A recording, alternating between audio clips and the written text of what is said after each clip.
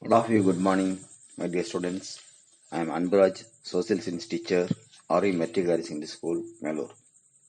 In this session, we have got to study about the world between the two world wars.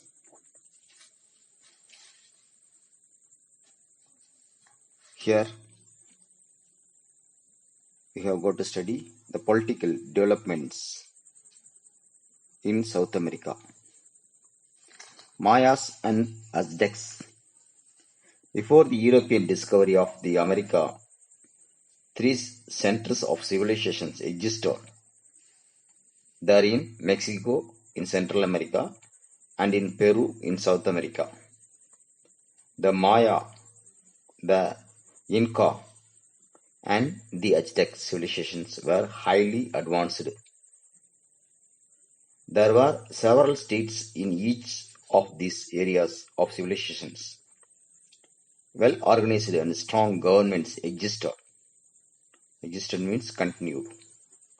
Around the 11th century, large cities formed into a League of Mayapan. For over 100 years of the League of Mayapan lasted. Though Mayapan was destroyed towards the close of the 12th century, other cities continued. Aztecs from Mexico conquered the Maya country in the 14th century and founded their capital city of Tenochtitlan. For nearly 200 years, the Aztecs ruled the empire. Nextly, the European colonization and its impact. In the 16th century, when the Aztecs were at the height of their power, the whole empire collapsed before the handful of adventure led by a Spaniard named Hernan Cortes. Here collapsed means having fall down.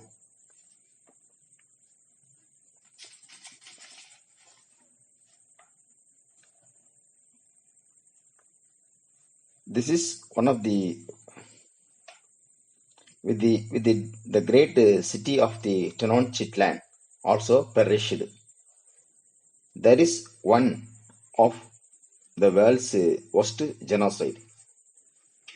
Here, perished means die, especially in a violent event.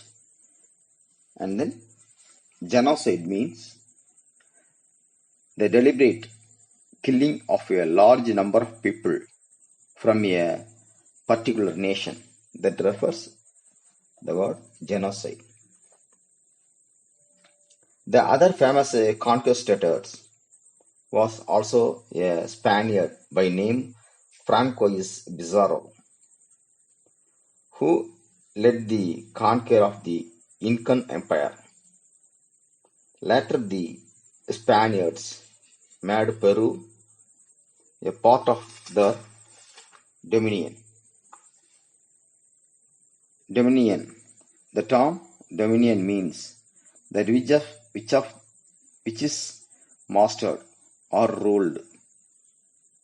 It was used by the British to describe their colonies or territorial positions. The Aztecs were a military nation. They had military colonies and garrisons and a network of military routes. There was outward security and peace in the empire. But people were ruthlessly oppressed and exploited. Here, ruthlessly means severely. Oppressed means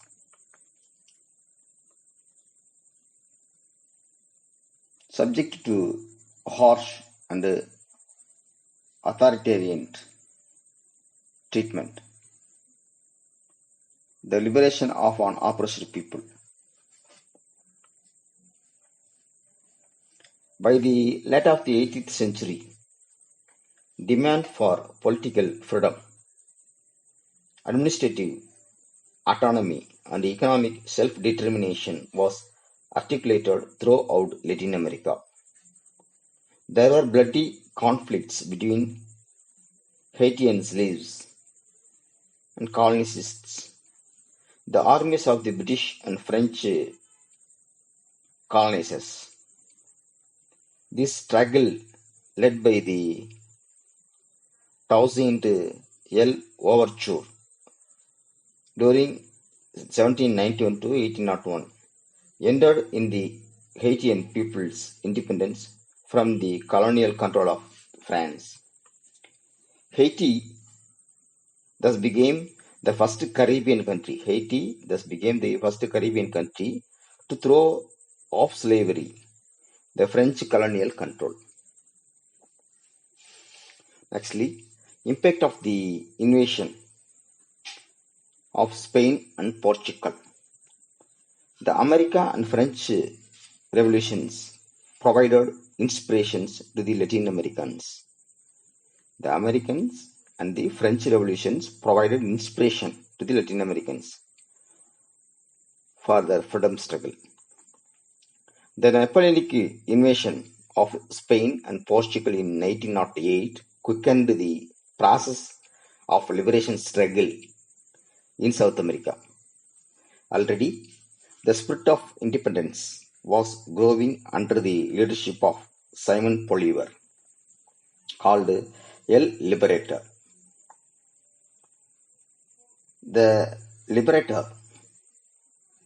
In the case of Brazil, the Portuguese royal family, in the context of conquest of Portugal by Napoleon, fled from Lisbon and thereby assisted the transition of Brazil from colony to independent nation. Pedro first renouncing the claim to the Portuguese throne declared independence of Brazil. Nextly, we should know about the Monroe Doctrine. Monroe was the former president of USA. Okay. The fight for the independence intensified when Napoleon fell in 1815. Some of the European kings wanted to help the King of Spain to crush the revolutionaries in the South American colonies. But Monroe, the president of USA, came up with his famous Monroe Doctrine, which declared that if Europeans interfered anywhere in America, north or south, it would amount to waging a war against the United States. It would amount to waging a war against the United States. This threat frightened the European powers. By 1830, the whole of South America was free from European dominions. Thus, the US protected the South American republics from Europe, but there was no one to protect them from the protector. Here, protector refers the USA state, the United States. Nextly, disunity among the American nationalists. Disunity among the Latin American nationalists.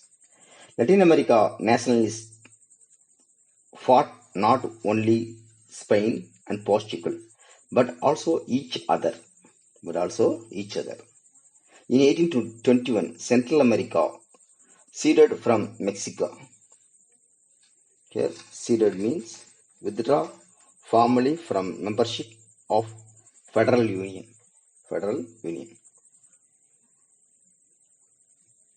Later, Central America itself split into 5 republics. there are there there are there is Costa Rica, El Salvador, Guatemala, Honduras, and Nicaragua. Uruguay split from Brazil in 1828. In 1830, Venezuela and Ecuador ceded from Gran Colombia, the republic created by Simon Bolivar. Nextly, U.S. imperial interests. U.S. imperial interests. At the dawn of the 20th century, the United States had occupied Cuba and Puerto Rico after defeating the Spanish in 1898. From 1898 to 1902, Cuba was under U.S. military rule. 1898 to 1902, Cuba was under U.S. military rule. When the Americans finally left there, they retained a naval station in Cuba. The U.S. also retained its right to intervene in Cuban internal affairs.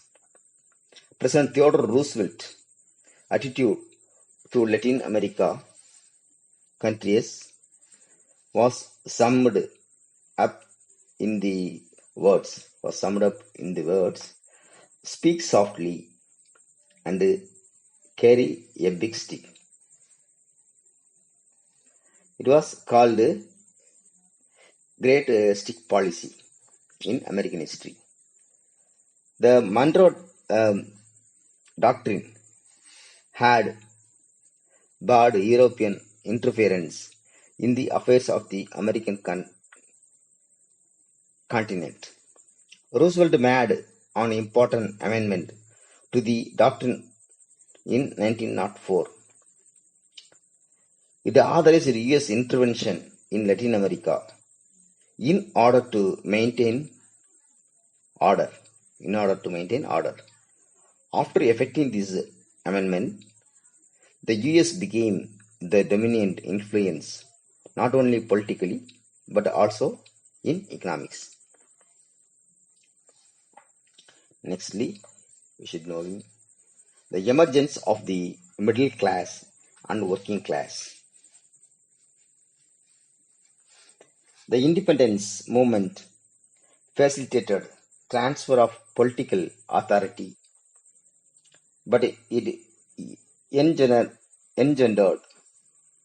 no social or economic change. With the masses excluded from the decision-making process, politics became the preserve of oligarchic families and military cliques. From the middle of the 19th century, oligarchy republics based on alliance of regional elites began to operate.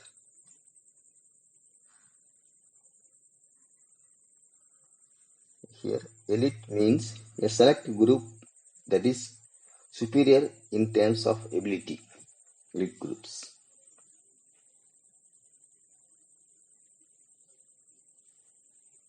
Economic growth, urbanizations, and industrial growth in countries like Argentina, Chile, Brazil, and Mexico helped consolidate the hold of the middle class and the emergence of militant working class organizations.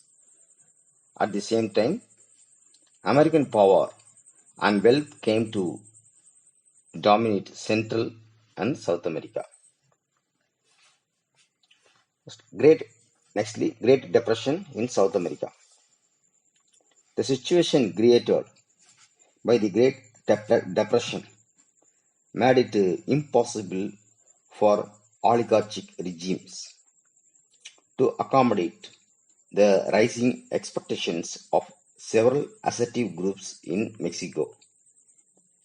There was violent social protest involving dissatisfied segments of the oligarchy, middle class intellectuals, and peasant communities. Elsewhere, electoral reforms enabled new social groups to obtain political powers through the ballot box.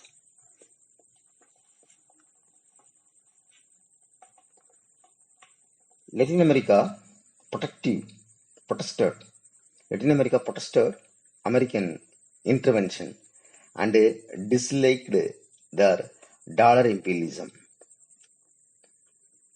The opposition to political intervention produced a change in US policy after 1933. Franklin Roosevelt, in his Good Neighbor policy, agreed that the US would not intervene in the internal affairs of any state and would give economic and technical assistance to Latin America. Next, dollar imperialism. Dollar imperialism is a term used to describe the policy of USA in maintaining and dominating over distant lands through economic aids.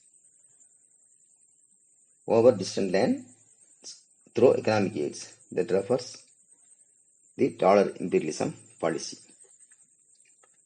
Okay, students, we will meet the next session.